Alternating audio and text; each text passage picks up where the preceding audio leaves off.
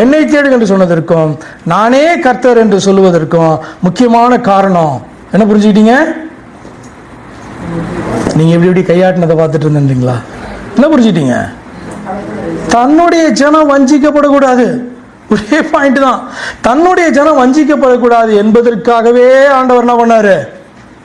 என்ன தேடுங்கள்னு சொன்னாரு, நானே கர்த்தர் என்று சொன்னாரு. மோசே மேலும் அறிய விரும்பின போது இதான் பாரு, ஃபுல்லா நான் இதான், நீ தனியால என்ன பண்ண முடியாது, பிரிதெல்லாம் பார்க்க முடியாது என்று சொல்லி விளங்க பண்ணினார். இதை அறிந்த எபிரேய நிருபத்தை எழுதினவர் தான் சொல்றாரு, அந்த பரலோகத்தின் பிதா கர்த்தர் என்று சொல்லப்படுகிறவர், தெய்வம் என்று சொல்லப்படுகிறவர் யாருன்னா இயேசு கிறிஸ்து. இவர் நேற்றும் பழைய ஏற்பாட்டு காலத்திலும் சரி, அதற்கு முன்பும் சரி, மனிதனை படைக்கிறதுக்கு முன்பும் சரி, இந்த இயேசு கிறிஸ்து என்கிறவர் நேற்றும் இன்றும் என்றும் மாறாததான பரலோகத்தின் தெய்வம் அல்லது தெய்வம் என்று சொல்லக்கூடியவர் தான். Are you serious about this point? என்ன எப்பயும் கேட்கறதான செய்தி தானே அப்படி பார்க்குறீங்களா?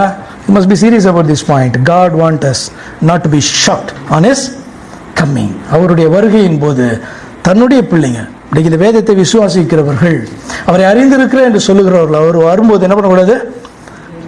திகைத்து பார்த்தீங்கன்னா இருக்க கூட சிந்திச்சு பாருங்களேன். இப்போ நம்ம எல்லாம் பிள்ளைகள் இல்லையா? எல்லாருமே தாய் தகப்பன் பெற்றெடுத்த பிள்ளைகள் வளருகிறோம். ஒரு நாள் திடீர் என்று பார்த்தீங்க அப்படின்னு சொன்னால் இவர்கள் ஒரிஜினல் தகப்பன் கிடையாது, ஒரிஜினல் தாய் இல்லை அப்படின்னு தெரிஞ்சால் எப்படி இருக்கும்? ஷாக் ஆகுமா? ஷாக் ஆகாதா? ஷாக் ஆக மாட்டிங்களா?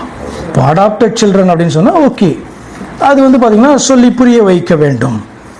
அது பார்த்தீங்கன்னா ஷாக் ஆனால் கூட பெருசாக தெரியாது. இந்த உலகத்தினுடைய தாய் தகப்பன் கூட இப்போ இந்த பிள்ளையை ஹாஸ்பிட்டலில் மாற்றிட்டாங்க அப்படின்னா அவர்கள் கூட என்ன நினச்சிட்டு வளருவாங்க?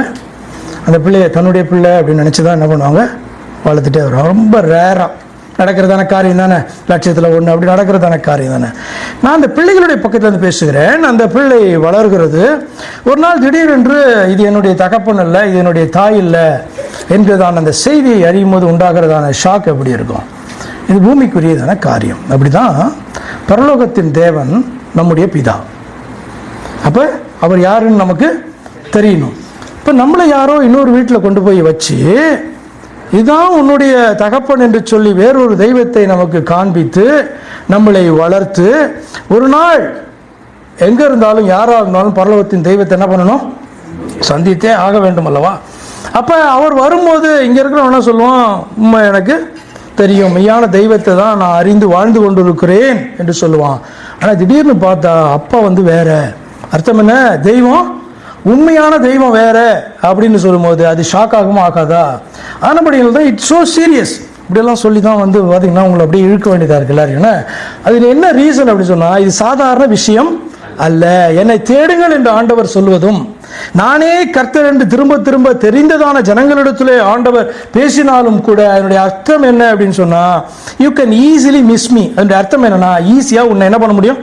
வஞ்சிக்க முடியும் அப்படின்றத ஆண்டவர் சொல்லுகிறபடினால்தான் வேதம் முழுவதும் நம்ம கொடுத்துருக்கிறது கொஞ்சம் தான், ஒரு 66 புக் தான். அது முழுவதையும் நீங்கள் வாசிக்கும் போது அவர் தன்னை குறித்து திரும்ப திரும்ப சொல்லுகிறதனுடைய நோக்கம் சலிப்பு தட்டி போகும் என்பதற்காக அல்ல.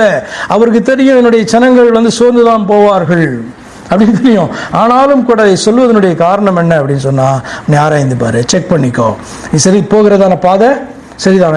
அவ்வளோ நாள் எனக்கு பின்னாடி வந்துட்டு இருந்த, இன்னைக்கு பார்த்தீங்கன்னா வேற ஒருத்தருக்கு பின்னாடி போற, வேற ஒரு முகத்துக்கு பின்பாக போற, உன்னை கைட் பண்றவங்க உன்னை மாத்திட்டு இருக்காங்க அப்படின்னும் போது நாம தான் நம்மளை ஆராய்ந்து பார்த்து சரியான பாதையில சொல்லியிருக்காரா இல்லையா?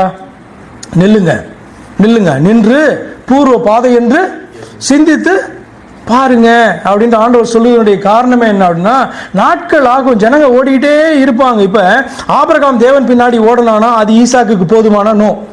ஈசாக்குக்கு ஆபிரகாமுடைய தேவன் உண்மையான தேவன் என்று தெரிகிறது ஸ்டார்டிங் பாயிண்ட் தான். அதுக்கப்புறம் தன்னுடைய வாழ்க்கை பின்பாக அந்த தெய்வத்துக்கு பின்பாக பயணிப்பது அவனுடைய காரியம். அவன் அவரை ஏற்றுக்கொண்டு அவர் கீழ்ப்படிந்து நடக்க வேண்டியதுக்கு ஆபிரகாம் என்ன பண்ண முடியும்? அப்ப தகப்பனுடைய ஆசீர்வாதம், தகப்பன் மெய்யான தெய்வத்தை அறிந்திருப்பதை பிள்ளைக்கு இன்ட்ரோடியூஸ் பண்ணலாம். பிள்ளை அதை பிடிச்சிட்டு ஓடுறது யார் கையில இருக்கு? பிள்ளையினுடைய கையில தான் இருக்கு.